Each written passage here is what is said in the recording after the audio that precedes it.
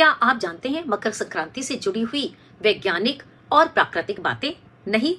आइए हम बात करते हैं मकर संक्रांति के बारे में और जानते हैं कि मकर संक्रांति एक पर्व त्योहार नहीं है, बल्कि यह धर्म का, विज्ञान का और प्रकृति के संतुलन का बहुत ही अद्भुत संगम है। और इससे जुड़ी हुई बहुत सारी रोचक बातों की हम बात करेंगे आज के इस टॉपिक में।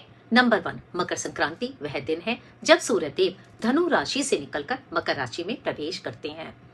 नंबर 2, इसी दिन से सूर्य की गति जो कि दक्षिणायन थी वो उत्तरायण की तरफ हो जाती है।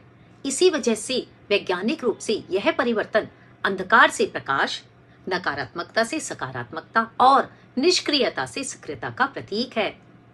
नंबर 4, इसी दिन से खर मास का अंत होता है। खर मास वह मास होता है जब सूर्य धनु राशि में होते हैं और इस मास में किसी भी शुभ कार्य को करना निषेध या वर्जित माना जाता है। जब मकर संक्रांति के दिन सूर्य धनु राशि से निकलकर मकर राशि में प्रवेश करते हैं तो खरमास समाप्त हो जाता है और फिर से विवाह, गृह प्रवेश, यज्ञ, हवन और शुभ कार्य प्रारंभ हो जाते हैं।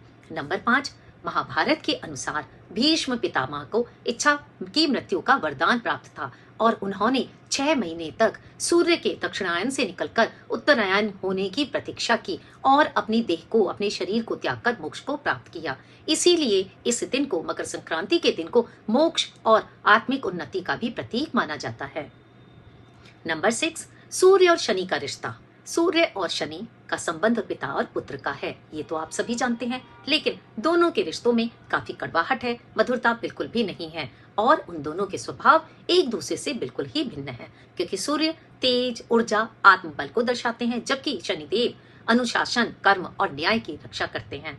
साथ ही शनिदेव मकर राशि के स्वामी हैं और जब सूर्य मकर राशि में प्रवेश करते हैं तो कहा जाता है कि सूर्य देव, सूर्य नारायण अपने पुत्र शनि के घर जा रहे हैं, जिस वजह से दोनों के रिश्तों में कहीं कहीं उथल पुथल आ सकती है, जिसका प्रभाव हम पर पड़ सकता है।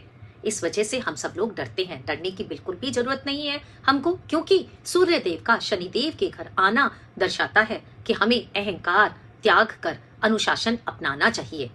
अब बात करते हैं विज्ञान के 8th पॉइंट में। वैज्ञानिक दृष्टि के अनुसार पृथ्वी अपनी धुरी पर 23.5 डिग्री झुकी हुई है और पृथ्वी सूर्य के चारों ओर चक्कर लगाती है। 21 से 22 दिसंबर के बाद सूर्य दक्षिणायन से उत्तरायण की तरफ बढ़ने लगते हैं। इसी वजह से मकर संक्रांति के आसपास से दिन का जो समय है वो बड़ा होने लगता है और रातें छोटी होने लगती हैं। सूर्य की किरणें बहुत ही अधिक प्रभावशाली हो जाती हैं और ठंड का प्रभाव भी धीरे धीरे कम होने लगता है। इसी कारण से इस दिन को स्वास्थ्य और ऊर्जा से जुड़ा हुआ भी मानते हैं, क्योंकि सूर्य देव हमारी हेल्थ, हमारी इम्यूनिटी के कारक हैं।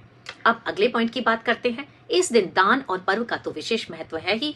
तिल, गुड़, चावल, कंबल का दान करके, स्नान करके सूर्य को जल चढ़ाकर भोजन में तिल और गुड़ और खिचड़ी खानी चाहिए। क्यों? क्योंकि तिल और गुड़ शरीर को गर्मी देते हैं, साथ ही हमारे रिश्तों में मिठास लेकर आते हैं। इस प्रकार हम कह सकते हैं कि मकर संक्रांति हमें सिखाती है कि जब दिशा बदलती है तब दशा भी बदलती है। यह पर्व हमारी प्रकृति, विज्ञान और धर्म तीनों के साथ एक संतुलन बनाकर हमें सिखाता है कि हमें जीवन में किस तरह जीना है। इस कला को हमें सिखाता है। तो आप सबके लिए मकर संक्रांति का ये त्योहार बहुत ही ज्यादा शुभ फल देने वाला है। इसके लिए मेरी आपसे यही प्रार्थना है कि आप इसको सही विधि के साथ सही दिन पर मनाएं और अपने जीवन में सुख शांति का आगमन आप प्राप्त करें।